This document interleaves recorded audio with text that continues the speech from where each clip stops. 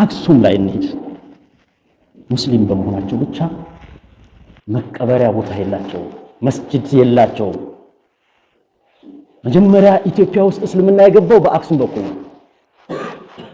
መጀመሪያ እስልምና ዲን የገባበት ቦታ ላይ ዛሬ ጁሙአ ከተከለከሉ 5 ሳምንት ሆኗቸዋል። ወንድሞች ካልሰገርን እንዴት እንኖራለን እያሉ እነሱ ይጨነቃሉ፣ ይጠበባሉ።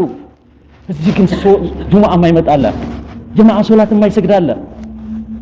አንዳንድ ጊዜ ነፃነት ስናገኝ ነው እንዴ እንደዚህ ምን ሆነው እላለሁ።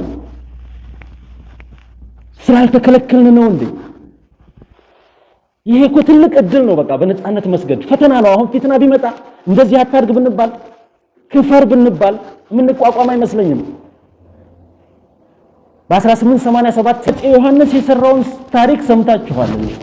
እዚህ ወሎ ላይ ቦሩ ሜዳ የሚባል በኬ ሜዳ የሚባል አትሰግዱም አይደለም? የዛኔ ሃይማኖታቸውን ቀይሩ